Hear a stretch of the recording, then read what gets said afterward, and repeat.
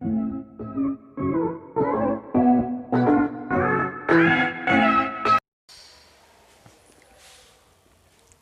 को मेरा नमस्कार और आज फिर से स्वागत है हमारे YouTube चैनल समय ज्ञान में। और समय ज्ञान आपके लिए फिर नया ज्ञान लेकर उपस्थित हो गया है और आज हम फिर नए ज्ञान के साथ आज आपके सामने फिर से आ गए हैं। तो आज हम पढ़ेंगे आदिकाल। आदिकाल में हम पढ़ रहे थे, अभी पिछली वीडियो में हम भी आदिकाल ही पढ़ रहे थे। अभी आदिकाल हमारा पूरा नहीं हुआ था, अभी आदिकाल में चल रहे थे। तो आज आगे लेके आए हम फिर से आदिकाल को। तो आदिकाल की जो समय सीमा थी वो थी हमारी 1050 से 1375 विक्रम संवत तक। और जो ईस्वी में हम कहें तो 933 ईस्वी से 1318 ईस्वी तक, यानी संवत और ईस्वी में बहुत बड़ा अंतर है। मैं अगली वीडियो में फिर से आपको डिटेल के साथ समझाऊंगी, पढ़ाऊंगी। तो आज चलते हैं अब यहाँ तक ही। तो आज हम पढ़ेंगे अपभ्रंश के बारे में, जो उसकी समय सीमा है 500 ईस्वी से 1000 ईस्वी तक। अपभ्रंश का शाब्दिक अर्थ है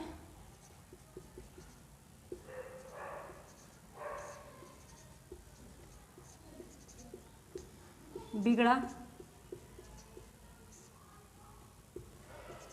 हुआ अथवा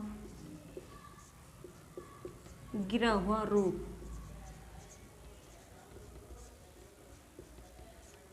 यानी अपभ्रंश का जो शाब्दिक अर्थ है बिगड़ा हुआ अथवा गिरा हुआ रूप। और अपभ्रंश के बारे में आचार्य रामदास शुक्ल कहते हैं कि हिंदी साहित्य का जो अरबी भाव हुआ है वो प्राकृत की अंतिम अवस्था। अपभ्रंश हिंदी साहित्य का जो अरबी भाव होता है, यानी हिंदी साहित्य का जो आरंभ होता है, और प्राकृत की अंतिम अवस्था अपभ्रंश से ही होता है। अपभ्रंश यानी कि सबसे पहले हमारी आती है पाली, फिर आती है हमारी प्राकृत, फिर आती है हमारी अपभ्रंश,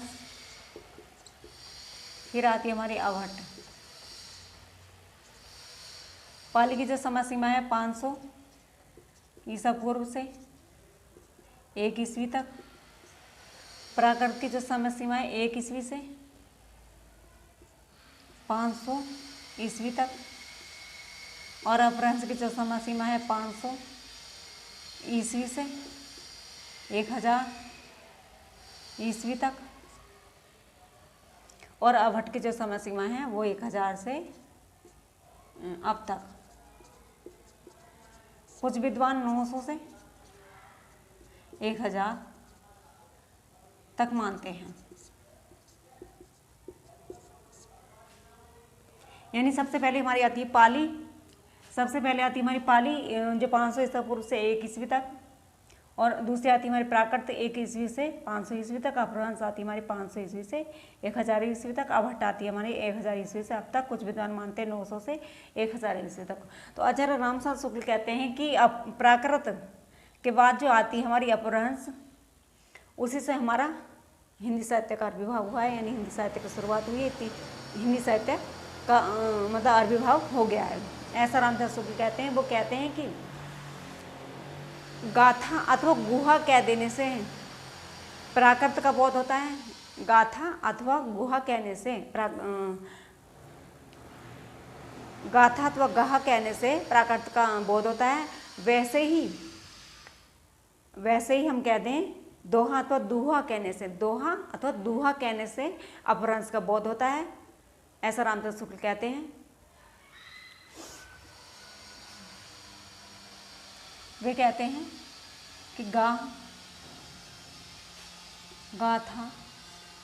अथवा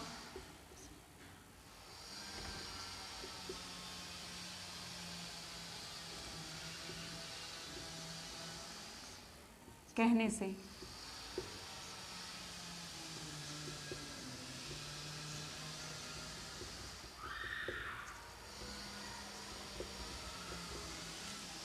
दूहा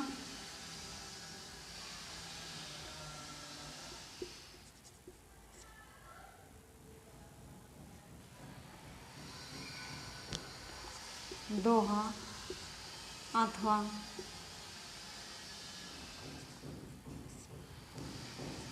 दूहा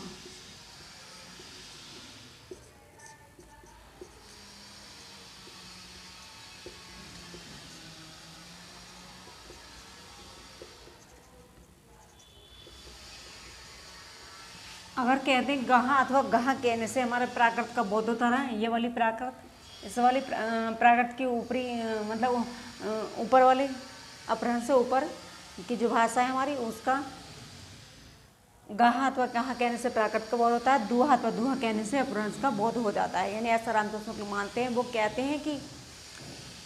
कहते हैं कि आदिकालीन हिंदी साहित्य सामान्य संस्कृत और अपभ्रंश साहित्य की रचना हो रही थी, उसमें संस्कृत साहित्य का हिंदी कवियों पर उतना प्रत्यक्ष प्रभाव नहीं पड़ रहा था जितना कि अपभ्रंश साहित्य का पढ़ने लगा। यानी अपभ्रंश साहित्य की निकटता के कारण हिंदी साहित्य के लिए निरंतर साथ चलने वाली पृष्ठभूमि का वो काम कर रही थी, ऐसा कहते हैं रामचंद्र शुक्ल जी।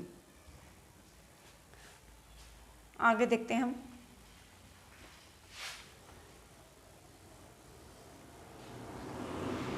मैं उम्मीद करती हूँ आपको बहुत अच्छे से समझ में आ रहा होगा अपभ्रंश के प्रमुख कवि। अपभ्रंश के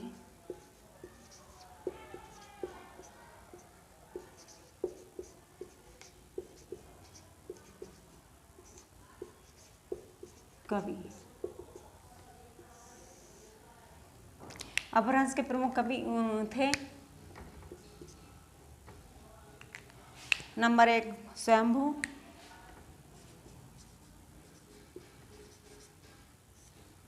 नंबर 2 बुद्धदंत,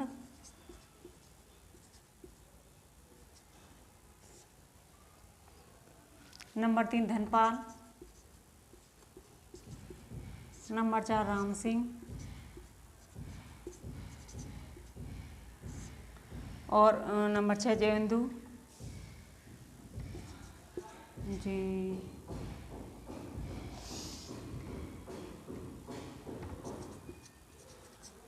जयेंदु और नंबर जिनदत्त सूरी, दत्त सूरी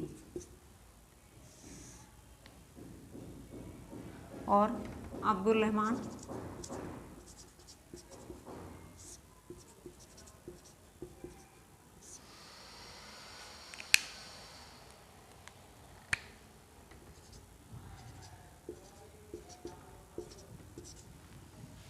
अपभ्रंश के जो प्रमुख कवि थे वो स्वयंभू थे, बुद्धदंत थे, धनपाल, राम सिंह, जयेंदु, जिनदत्त सूरी और अब्दुल रहमान, ये प्रमुख थे।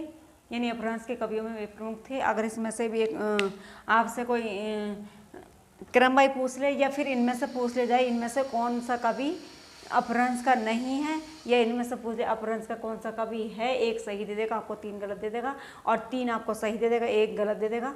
तो ये भी आपसे पूछ लेगा कि कौन सा नहीं है कौन सा है, इस तरह से भी आपको याद होने चाहिए। अपभ्रंश के प्रमुख कवियों के बारे में जो मैंने आज आपको पढ़ाया वो मैं उम्मीद करती हूँ आपको बहुत अच्छे से समझ में आ गया होगा। और अभी आज वीडियो को यहाँ तक ही समाप्त करते हैं। अगले वीडियो में फिर मिलेंगे। हम नए ज्ञान के साथ वीडियो को देखते रहिए और लाइक एंड शेयर भी करते रहिए। आप शेयर ज़रूर कीजिए वीडियो को, क्योंकि जो हमारा ज्ञान है वो दूसरे लोगों तक पहुँच सके। जो फ्री में हम ज्ञान देने की कोशिश कर रहे हैं वो दूसरे लोगों तक पहुँच सके। धन्यवाद वीडियो देखने के लिए।